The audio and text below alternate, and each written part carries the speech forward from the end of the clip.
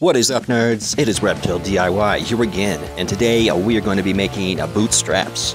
More specifically, some beer can inlaid bootstraps. So let's get this shit started.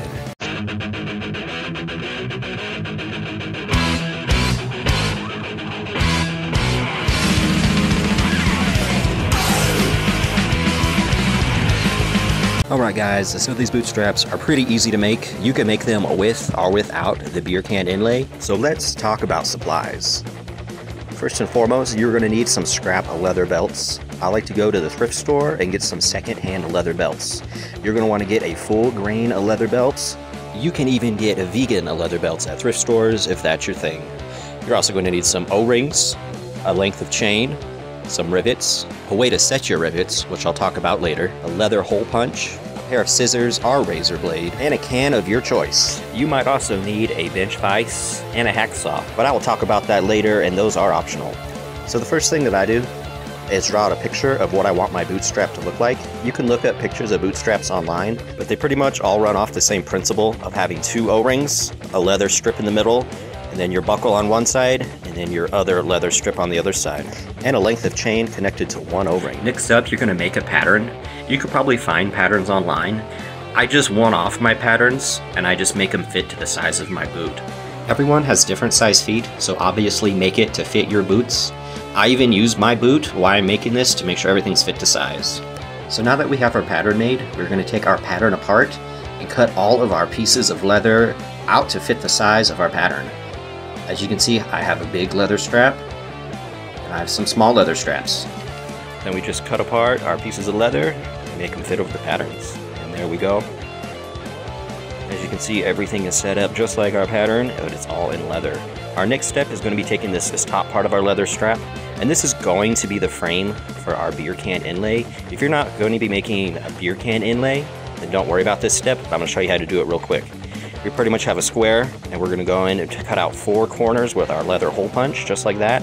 After we have a hole punched in each corner, we're going to go back with a razor blade or a pair of scissors and cut out the inside of that frame, so we're just left with the outside. And we just lay the frame over our can. You can trace over the can if you want, and just cut out that can with a pair of scissors. And there we go, we have our finished inlay with the frame above. Now it's time to start assembling our bootstrap. I like to start on one end. Just use your leather punch and punch a hole right there and attach your leather to that O-ring. Next up, we're going to put in our rivets. Now rivets are pretty easy to set. At first they snap right in, but after they snap in, you're going to want to set them. Some rivet sets come with a rivet setter, which you use with a hammer. You can use a hammer, you can use a pair of pliers. Personally, I like to use a bench vise to set my rivets. You can use whatever you have handy, okay? And here's a demonstration of me using a bench vise to set my rivets. Now we're going to do the same exact step to the other side of our strap.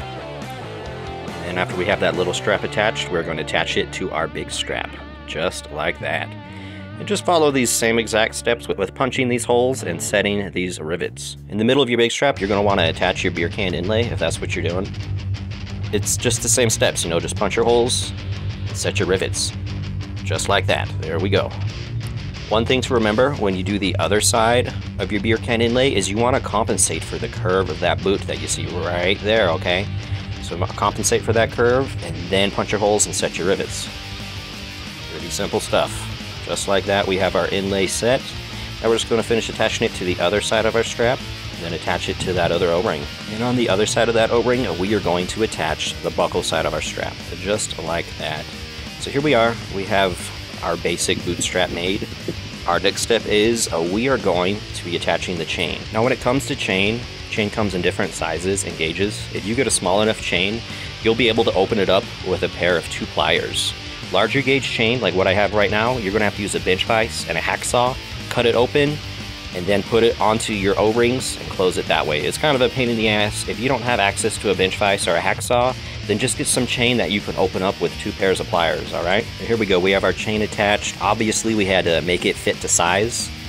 And all that's left is put the bootstrap on and punch some holes in the strap side so your buckle will fit. Just like that. You see I punched the holes, my buckles fit to size, my chains fit to size. It is pretty much ready to go, guys. That's how easy these bootstraps are to make. You can even go back with a black paint marker and clean up any raw leather, the tan that you see from anywhere that you cut on the leather. That way everything's all black. And like I said, if you don't want to make a beer can inlay bootstrap, you could put studs, you could put more chains on it, you could do spikes, whatever you want. This is just a basic introduction to making bootstraps, especially these beer can inlay bootstraps. And also, before I get any nerds in the comments going off about my laces, these are gray laces. Lace code does not apply in 2023, especially in the punk scene. But that is a conversation for an entirely different video. So hopefully you guys learned something. This is just some very basic leather working skills. I've been doing this DIY shit for about 17 years. If you want to learn a thing or two, then definitely hit that button down below.